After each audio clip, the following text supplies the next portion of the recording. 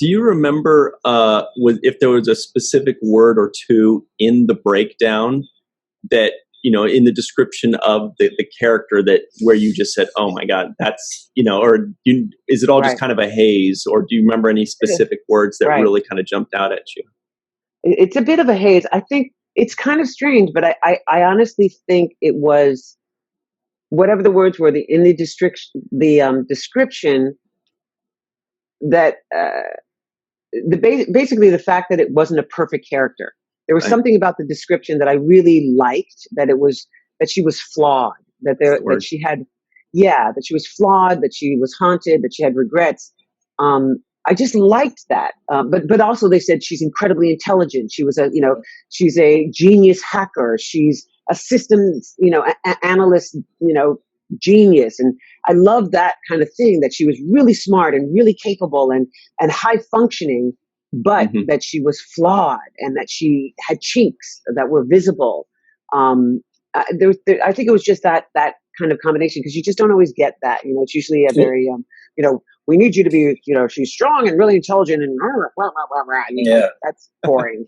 Real generic, real basic. Real generic, exactly.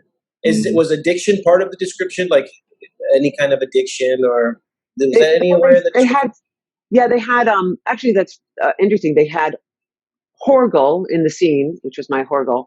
And then they had the wine. And when we got into this, when I got the job and I started talking to everybody, I remember saying to Michael, to my producers, that I really wanted to make sure that if we were going to do this, that she has an addiction, I didn't want it to be one or the other. Like I didn't want her to just be an alcoholic or, to be addicted to her Horgel plant.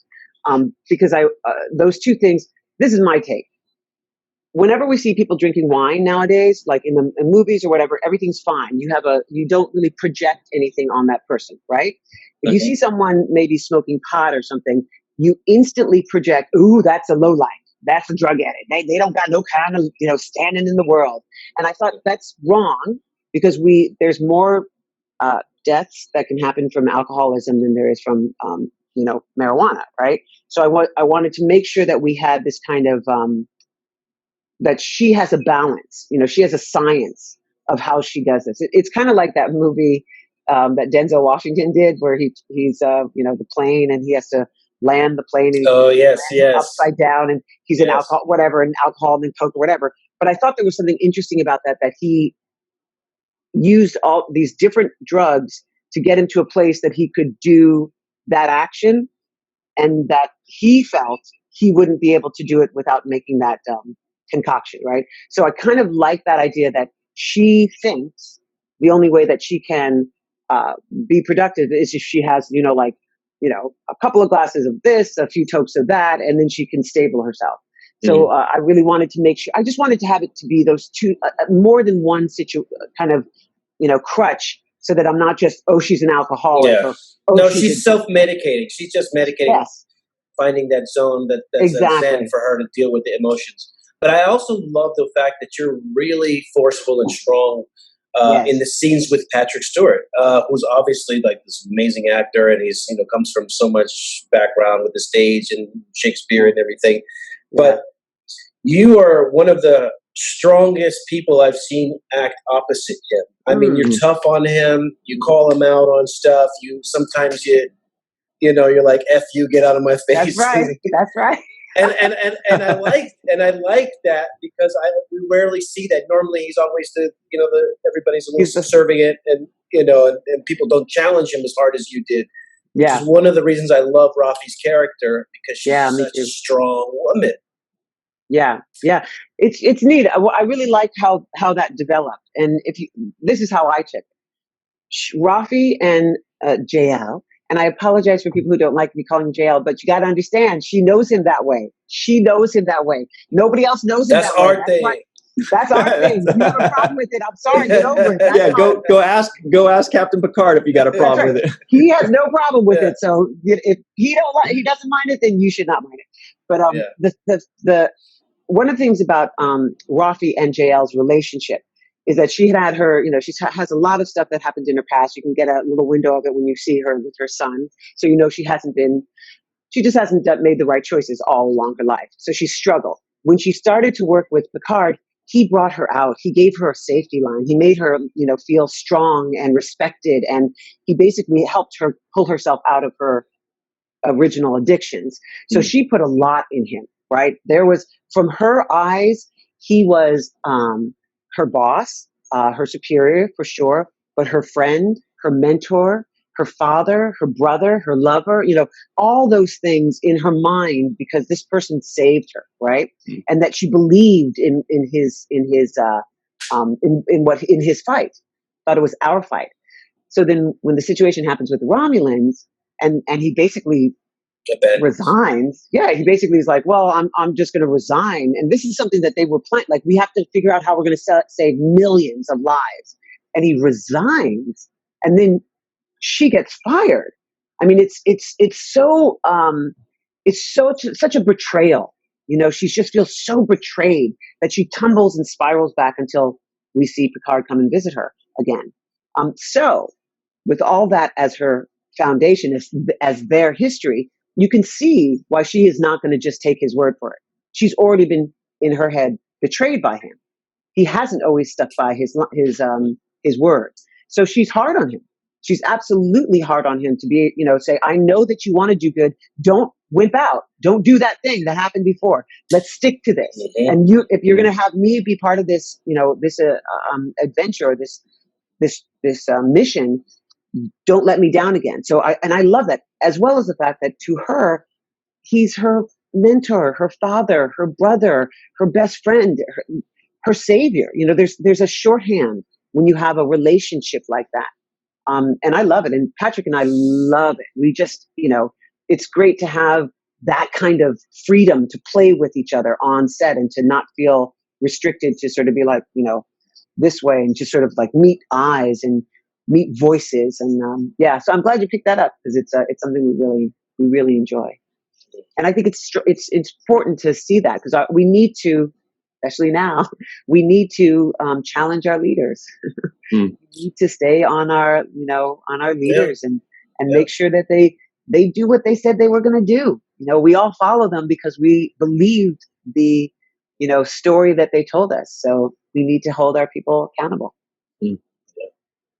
And another thing is with Star Trek, it now has a legacy of strong, intelligent Black characters. Yes. Starting with Nichelle Nichols, going over to Avery Brooks, my dad, the Captain Sisko, and now we're seeing you carry the mantle and carry the torch for brown people, and just being an intelligent person who's confident, who's strong-willed, who's not afraid.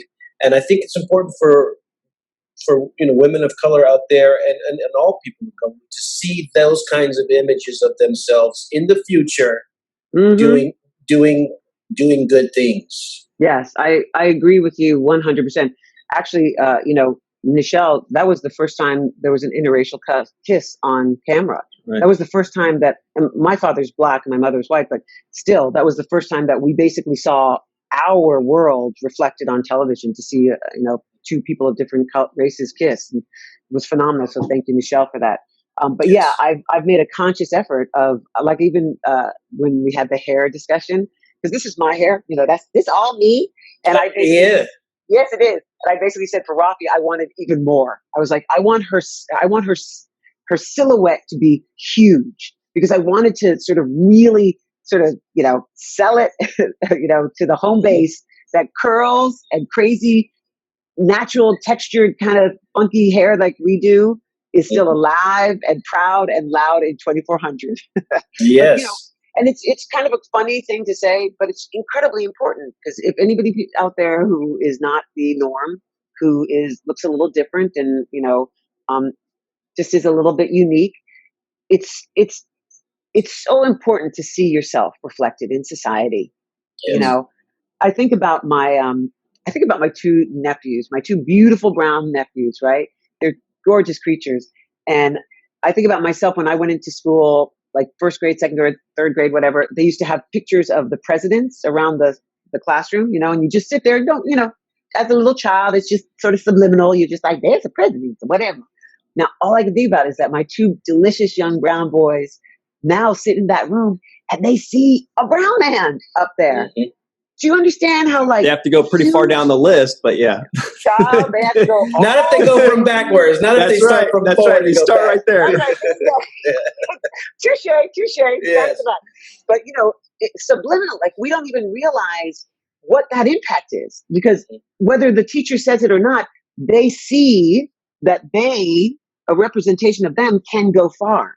And that's what I've been trying to, you know, what I'm trying to create. I remember going to, like, when I got out of college and having like my interview at a commercial agency, and, you know, to be represented. And I remember them saying, "Oh, well, you know, where do you fit in?"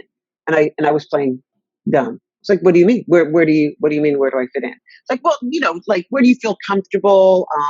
Who do you associate with? And I know what they were asking. Do you put yourself in a black category, or where do you put yourself? Right. So what was my answer? I said, well, I put myself in the category of a New Yorker, because I'm a native New Yorker and an actor. And if you want to know what my strength is, then give me a context, give me some dialogue, and I'll bring that to life. That's who I am. And it was funny because you could see him, you know, want to ask, but then he had to take my thing, because I want to go, you are the one who wants to put me in a category. I am a person of color for sure, but my world is vast. It's vast. Right. And that's what we want to show with our children, our youth. If they see us in all these different roles and categories and like genres, then they see themselves represented, and they know that they can do whatever. They can be a teacher, a lawyer, a banker, a president, a healthcare, and an actor. You know, you can do anything. But if we don't see ourselves represented, then the struggle to enlighten ourselves within ourselves is more complicated, right? If it's just there, you know it. If it's not there, someone has to teach it to you. And then you have to hope that you get someone who will teach you that, right? Teach you that lesson. And I love the fact that on our show, Star Trek, you know, Issa, Evan, we're all mixies. They're all mixies, you know, and that's, you want to go, that's what I'm talking about. I don't just mean this biracial. I mean all shades and shapes and sizes, and, you know, LGBTQ and disabled, you know, and we do, like, you know, Star Trek, the phenomenon of this world that is Star Trek and all of its different shows, we have people of all different ilks represented. And it's not like, you know, that's the disabled person, or that's the gay person, or that's the black person. That's a token Asian guy over there. Do you know? We don't have a little incorporated. No, we're incorporated. We're part of the story. We're part of the mission. We're, you know, there is a level playing field in the world of Star Trek.